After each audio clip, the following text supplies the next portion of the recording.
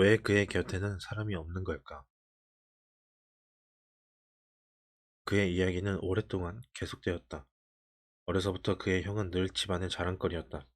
모든 친척들이 명절에 모이면 형 칭찬에 침이 말랐다. 형 별명은 에어른. 공부도 잘하고 하나뿐인 동생도 잘 돌보고 얼굴도 잘생기고 친절하고. 그래, 그가 봐도 형은 훌륭했다. 맞벌이 부부인 그의 부모를 대신해 늘 그를 지켜주었다. 누가 그를 때리기라도 하면 초등학생 5학년이었던 형은 때린 아이의 부모님에게 찾아가서 그 아들이 자신의 동생에게 뭘 얼마나 잘못했는지 말하고 사과를 받기도 했다. 1년간 모은 돼지 저금통에 배를 갈라 그를 테마파크에 데려가기도 했다. 형은 그에게 엄마와 같았다. 그는 초등학교를 졸업할 때까지 형의 지적에 무릎을 꿇고 빌 만큼 형 말도 잘 따랐다. 그러나 고등학생이 되고부터는 그도 모르게 이상한 마음이 발동했다. 뭐든 엇나가는 것이었다. 불량한 동네 아이들과 어울리고 부모가 권하는 것은 뭐든 반대로 했다. 형도 미워지기 시작했다.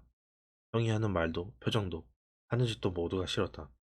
그는 어서 자라 이 가족과 떨어지는 것만이 행복해지는 길이라고 여겼다. 공부를 등한시한 것에 비해 운 좋게도 서울에 있는 대학에 들어갔고 졸업 후에는 번듯한 직장에 취직도 했다. 이제 머지않아 결혼을 하면 이 지긋지긋한 가족과도 결별이다. 그는 이렇게 생각하고 열심히 일했다. 그러나 세상의 모든 것이 싫고 미웠다. 그의 눈에는 세상의 잘못된 것들과 그가 나서서 고쳐야 하는 것들만 보였다. 결국 회사는 그로 인해 시끄러운 날들이 이어졌다. 그 트러블 메이커로 낙인 찍혔고 퇴사를 결정해야만 했다. 회사를 그만두고 자기 사업을 시작했다. 그러나 오래지 않아 망하고 말았다. 그리고는 다시 형의 신세를 졌다. 형은 마음으로 그를 배려하려 했지만 동생의 눈에는 다 잘난 채로만 여겨졌다. 날로 느는 건 술이었다. 하루도 술을 마시지 않는 날이 없었다. 다시 새 일을 시작해도 결국 인간관계에 부딪혀 또 접어야 했다. 사람들의 부정적인 것들만 눈에 보였다. 잘해보려 애써도 되는 것은 하나도 없이 빚만 늘었다. 세상이 다 싫었다.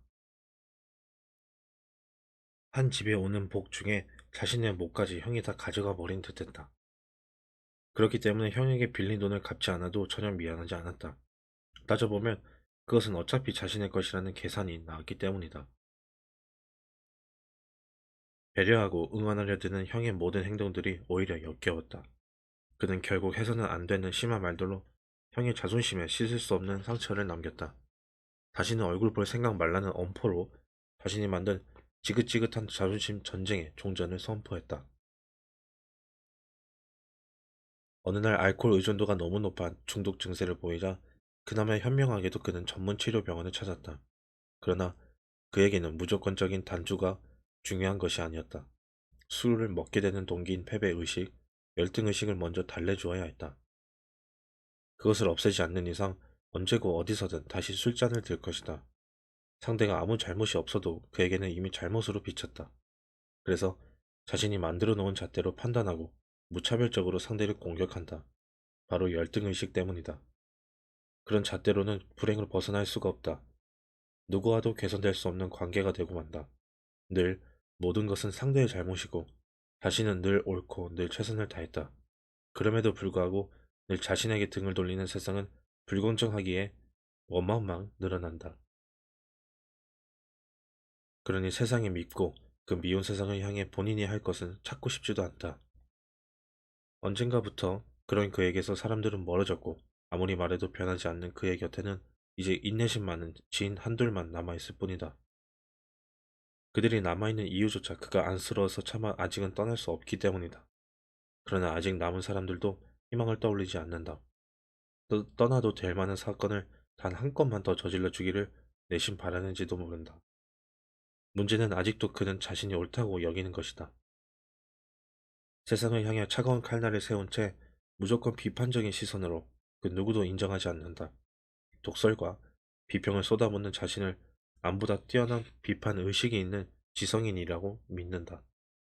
모두가 그게 바로 가장 큰 문제라는 것을 아는데 그 자신만 모른다. 나는 대화를 나누다가 그가 안쓰러워 힘껏 안아주었다. 그는 쑥스러운 듯 벗어나려고 몸을 움직였지만 거기에는 쉽게 감지하기 어려운 흐느낌이 숨어 있었다.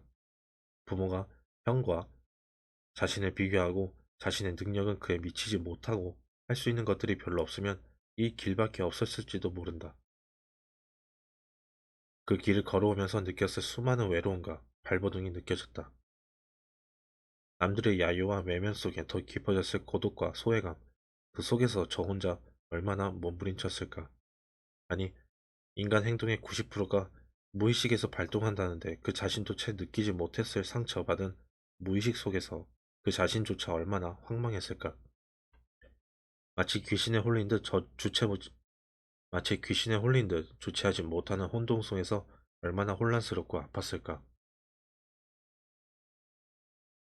어린 시절 누나보다 늘 부족한 자신이 주목받고 싶어서 어머니가 하지 말라는 것만 하고 뇌에서 무의식적으로 만들어낸 통증으로 이 이유모를 고통을 호소하며 자신에게 집중하기를 바라던 어떤 남자가 생각난다. 제발 닮지 말라는 아버지의 모든 언행을 어머니에게 보이며 오히려 관심을 받으려 했다. 능력이 부족한 자신이 어머니의 관심 대상이 되는 길은 그것뿐이었기 때문이다. 그 역시 결국 강박증과 우울증에 시달리고 있었다. 기억도 잘 나지 않는 어린 시절에 입은 우리의 깊은 상처는 두고두고 한 사람의 일생에 영향을 준다. 본인도 차마 모르지만 그때의 아픔이 상처가 되어 사는 내내 다시금 생채기를 낸다. 어린 시절 아플 때 엄마 없이 혼자 병원에 있던 한 남자는 성인이 된 후 여자를 믿지 못하는 증세를 보인다. 여자가 아무리 잘해도 이러다 떠날 거라고, 자신이 가장 필요로 할 때 없을 거라고 생각해 이별을 먼저 선언하기 일쑤이다. 부모는 왜 자꾸 일을 망치냐고 하지만 그에게는 일찍부터 마음속에 자리 잡은 이유가 있었던 것이다. 아, 그래서 늘 부모가 가장 중요하다. 식습관이나 버릇을 아는 것보다 아이의 마음을 잘 알아줘야 한다. 누군가 내게 트라우마가 있냐고 묻는다면 사실 잘 떠오르지 않아서 대답할 게 없다. 내게도 어떤 형태로든 분명히 트라우마가 있을 것이다. 단지 그걸 모르고 있을 뿐이다. 아니, 어쩌면 나의 그것이 남들보다 너무 지독하여 아예 외면하고 있는지도 모른다. 거슬러 더듬어 볼 엄두가 나지 않을지도 모른다. 그렇게 엄청난 것일지도 모른다. 그러나 동정할 만한 일은 아니다. 깊은 상처가 없는 이보다 더 자주, 더 잘 보면 된다. 매일 인슐린 주사를 맞아야만 사는 사람들이 있다. 정기적으로 투석을 하지 않으면 살 수 없는 사람들이 있다. 그와 마찬가지로 내 트라우마가 깊을수록 더 자주 나 자신을 들여다보고 안아주고 위로해 주어야 한다. 자신이 미워지면 트라우마는 더 깊어진다. 나도 그런 사람 중 하나일지도 모른다. 누구보다도 내가 나 자신을 이해해주고 토닥여 주어야 한다. 별일 아니다. 하나도 억울한 것도 대단히 힘들 것도 없다. 그게 그냥 내 인생이라고 받아들이면 된다. 내 가슴속 한편의 트라우마를 제대로 알고 그것에 맞게 나를 토닥이며 사는 것. 그러면 그것 역시 잘 산 인생이다.